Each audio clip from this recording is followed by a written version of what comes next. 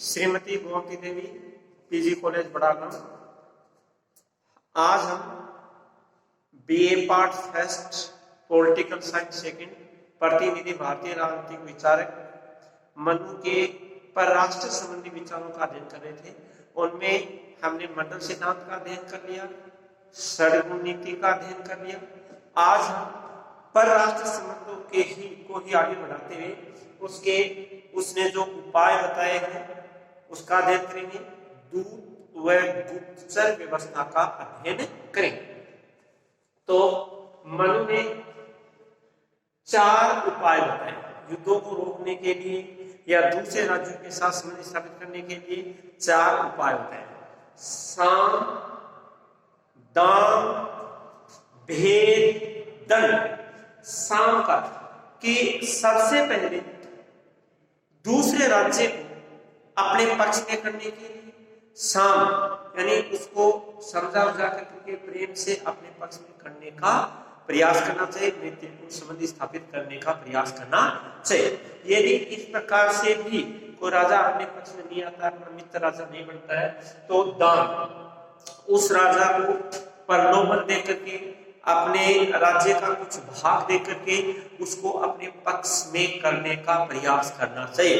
यानी लोभ, लालच या प्रलोभन दे करके अपने पक्ष में करने का प्रयास करना चाहिए। यदि इस प्रकार से भी दूसरा राज्य अपने पक्ष में नहीं आता है तो हमें भेद नीति को अपनाना चाहिए। भेद एक तो शत्रु राजा के कोष व सेना के क्षीण होने पर, कमजोर होने पर या उसमें फूट डालने का प्रयास किया जाना चाहिए। जैसे उसकी सेनापति व राजा के बीच फूट डालने का प्रयास करना चाहिए, कोष को कमजोर करने का प्रयास करना चाहिए। और भेद की दूसरी नीति यह है कि जो अपना शत्रु राज्य है वह और उसके जो मित्र राजा है उनके बीच फूट डालने का प्रयास करना चाहिए। शत्रु राजा और उनके मित्र राजाओं के बीच फूट डालने का प्रयास करना चाहिए। तो इस प्रकार से शत्रु को कमजोर करना चाहिए। और यदि ये साम, दान, भेद तीनों ही नीतियां असंभव हो जाए, असफल हो जाए और इसके द्वारा हम उसको अपने पक्ष में नहीं कर सकते हैं, युद्ध को नहीं रोक सकते हैं, तो ऐसी स्थिति में मनु ने अंतिम उपाय भेद दंड बताया है। दंड का अर्थ यहाँ युद्ध से है। युद्ध यानी अंतिम विकल्प के तौर पर युद्ध को चुनना चाहिए।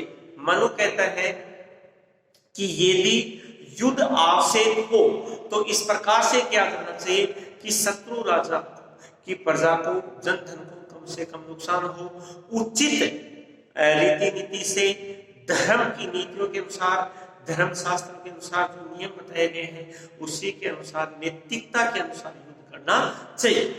कपट पूर्वक, छल पूर्वक युद्ध नहीं किया जाना चाहिए। तो इस प्रकार से मनु ने ये 4 उपाय बताए अपने परराष्ट्र संबंध।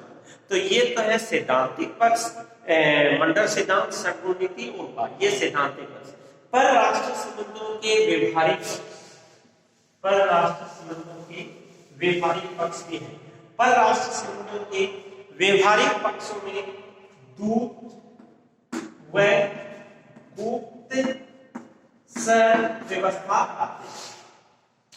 तो मनु ने दूत को अपने मंत्रिमंडल में भी शामिल किया है, दूत को मंत्री का पद दिया है और उनके सहायक पदों की भी व्यवस्था की है।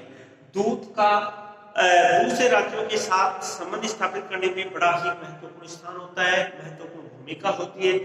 दूत एक ऐसी भूमिका में होता है कि वह एक शत्रु राजा के साथ युद्ध भी करवा सकता है और जो शत्रु राजा है उसको सहयोगी भी बना सकता है, उसके साथ मित्रतापूर्ण व्यवहार भी कर सकता है। तो ये शत्रु राजा को पक्ष में करना है, उसके विरुद्ध युद्ध करना है, इस प्रकार से या मित्र राजाओं के बीच युद्ध भी करवा सकता है और उसको सहयोगी भी बना सकता है। तो दूसरे राज्यों के साथ संबंध स्थापित करने में दूत की मनु ने महत्वपूर्ण भूमिकाएं बताई हैं। विदेश नीति का आधार केंद्र बिंदु दूत को माना है। दूत चतुर होना चाहिए, वाक्पटु होना चाहिए, शास्त्रों का ज्ञाता होना चाहिए और एक प्रकार से परिस्थितियों को समझने वाला, स्मरण शक्ति तेज होनी चाहिए। ये दूतों की उन्होंने योग्यताएं बताई। तो इसके बाद है गुप्तचर व्यवस्था। गुप्तचर व्यवस्था, गुप्तचर एक राजा की दूसरे राज्यों में गुप्तचर होते हैं, गुप्तचरों की व्यवस्था करनी चाहिए ताकि उस राजा की कमियों का पता लगाया जा सके और उस राजा की कमियों का पता लगा करके अपने राज्य को सुदृढ़ किया जा सके, अपने राज्यों की कमियों को छिपाया जा सके। तो इस प्रकार से दूसरे राज्य की सूचनाएं देने में, उन राजा के विरोधियों की सूचनाएं देने में गुप्तचरों की बड़ी भूमिका होती है। शत्रु राज्य की कमजोरियों को उजागर करने में गुप्तचरों की बड़ी भूमिका होती है। मनु ने 5 प्रकार के गुप्तचर बताए हैं।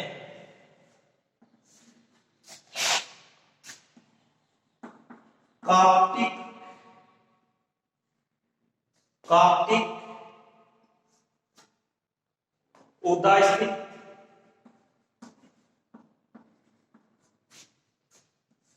कर्षक, व्यापारिक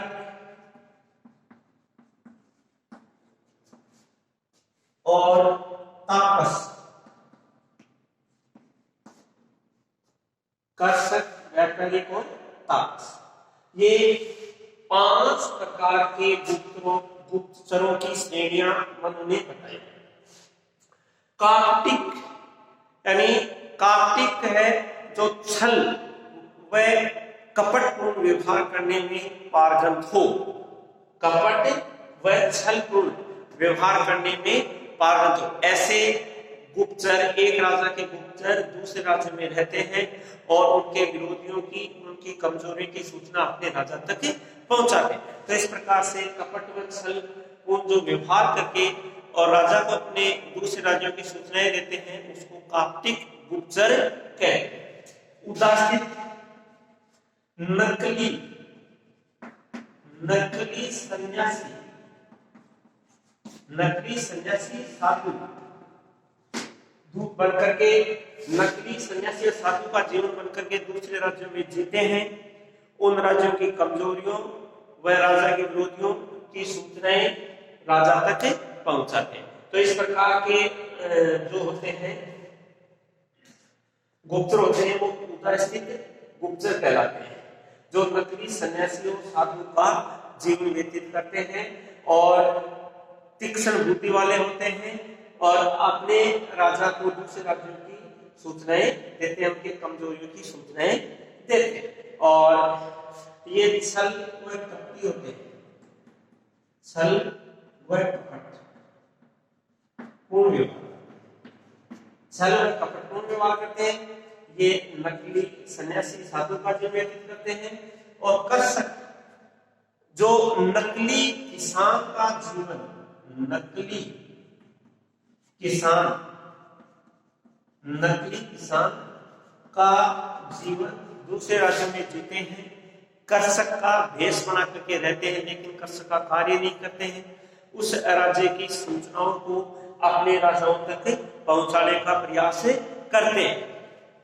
फिर व्यापारी, व्यापारी जो व्यापारी के भेष में रहते हैं, वाणिज्य के भेष, वाणिज्यिक भेष में रहते हैं लेकिन वे व्यापारी का कार्य नहीं करते हैं, वाणिज्य का कार्य नहीं करते हैं। वहां की जो दूसरे राज्यों में जो अपने राज्य की विरोधी सूचनाएं हैं, दूसरे राज्यों की कमजोरियां हैं, उन कमजोरियों को, उन सूचनाओं को अपने राज्य तक पहुंचाने का प्रयास करते। तो इस प्रकार के जो होते हैं वो व्यापारी के वाणिज्यिक गुप्तचर कहलाते हैं। तापस, तापस का अर्थ है सन्यासी वेश, सन्यासी वेश में रह करके, सन्यासी वेश में रह करके दूसरे राज्य की सूचनाएं अपने राजा तक पहुंचा से तापस प्रवृत्ति वाले गुप्तचर या तामस प्रवृत्ति वाले गुप्तचर कहते हैं। तापस प्रवृत्ति वाले गुप्तचर कहा जाता है। तो इस प्रकार से मनु ने गुप्तचर व्यवस्था का भी उल्लेख किया है, दूत व्यवस्था का भी उल्लेख किया है। गुप्तचरों में 5 प्रकार के गुप्तचर बताए हैं, कार्तिक, उदास्थित, कर्षक, व्यापारिक और तापस। और दूसरे राज्य की सूचनाएं अपने राजा तक पहुंचाते रहते हैं। मनु ने